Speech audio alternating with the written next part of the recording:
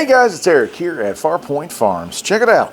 Powersmart sent me a portable 2500 watt inverter generator. We're going to check this thing out today. If you have been following my channel, you know, holy cow, do you know, Hurricane Helene wrecked us. 9 days without power.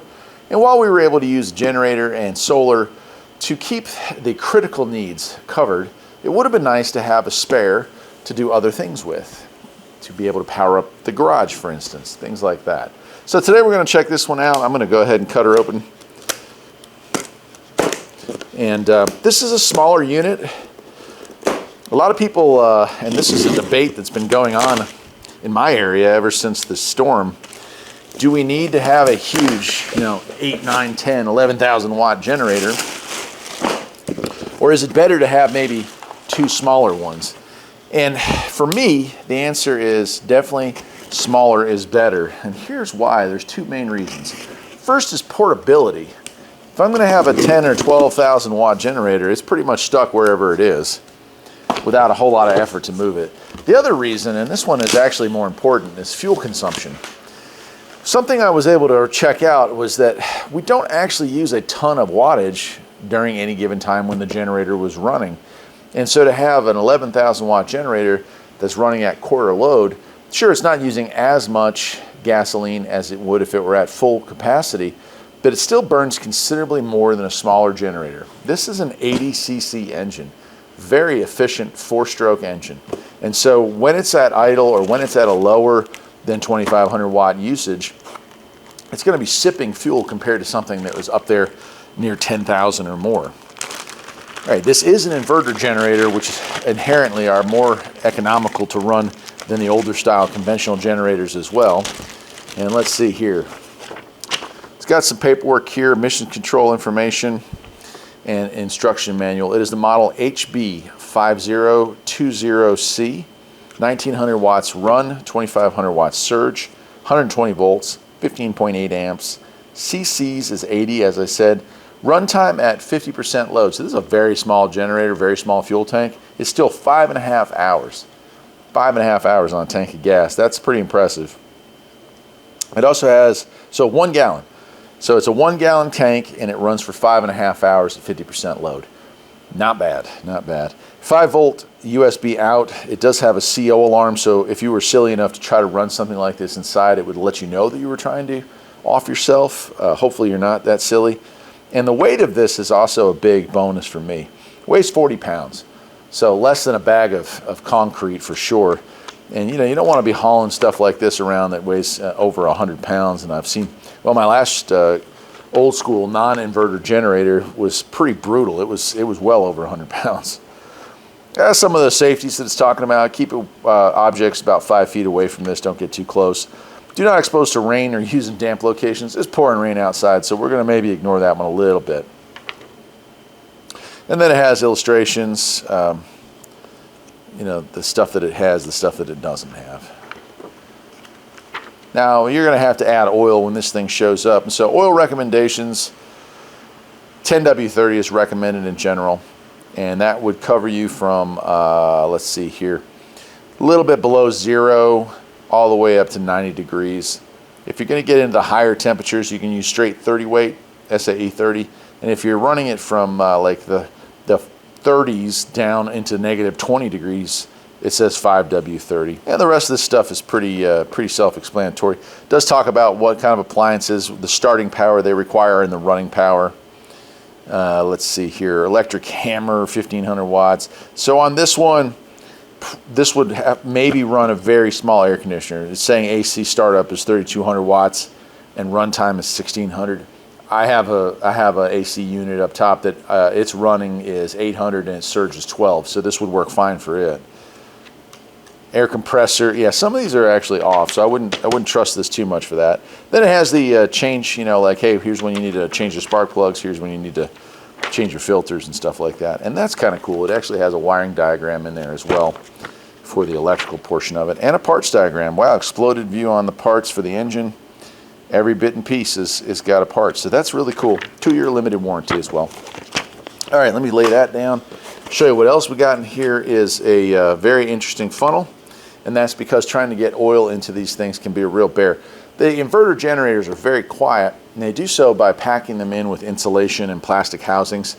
This is probably the most ingenious little solution I've seen to that. I like that a lot. Set that over there. And then it does even come with, and that's really nice of them to do so, a toolkit. And that's going to include a flat blade, switchable to a Phillips screwdriver, and a spark plug wrench. The way you use the spark plug wrench, insert your screwdriver in there, and that gives you the leverage to break that loose. So you're golden there. That is really nice that they included that, I gotta say. All right, and we'll get this big boy out of the box.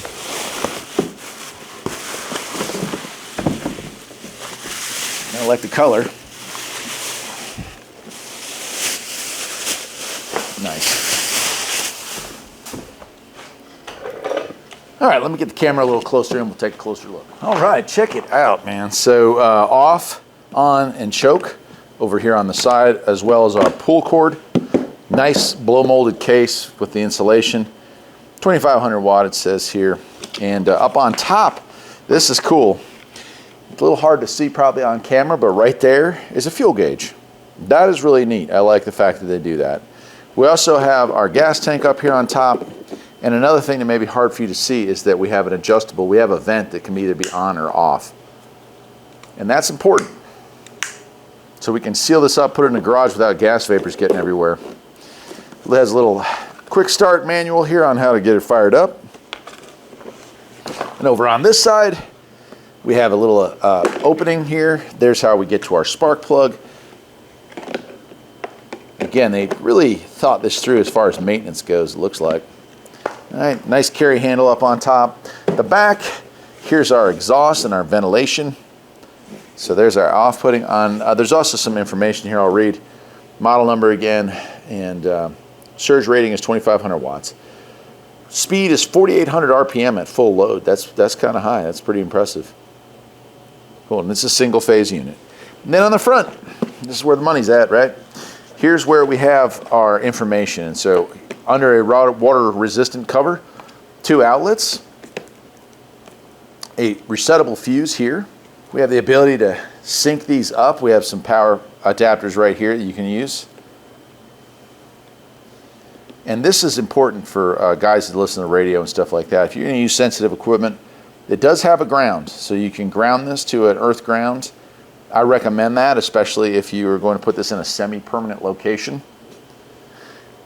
Then we have our DC overload. We do have a cigarette lighter, USB, 2 of them, and our on-off switch here, which is eco on and off.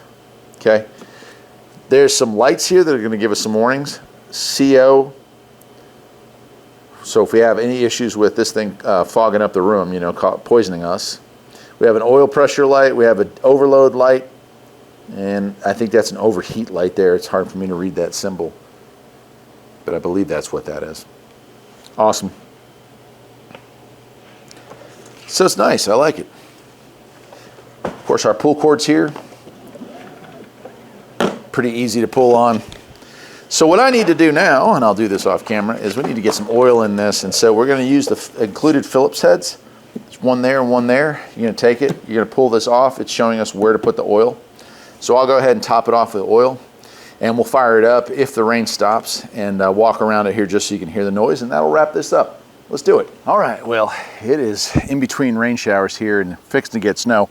So I'm gonna go ahead and do this. We'll turn our vent on. We'll turn this to choke, and let's give it a shot.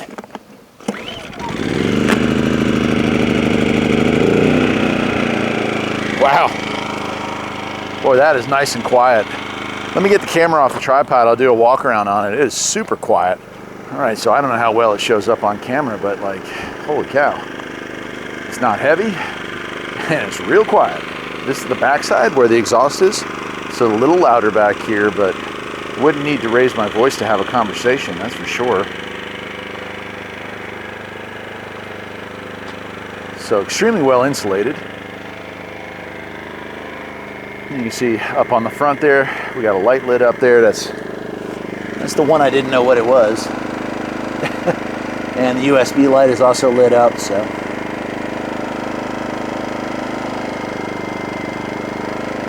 Very cool.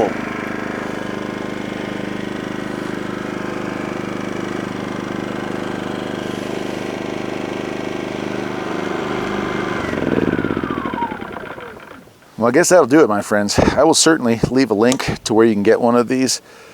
And I urge you, if you don't own a generator or have some kind of power backup for your house, having just lived through Hurricane Helene and found out what it's like to live with nothing for a good while, this is worth its weight in gold. Till next time, my friends, take care.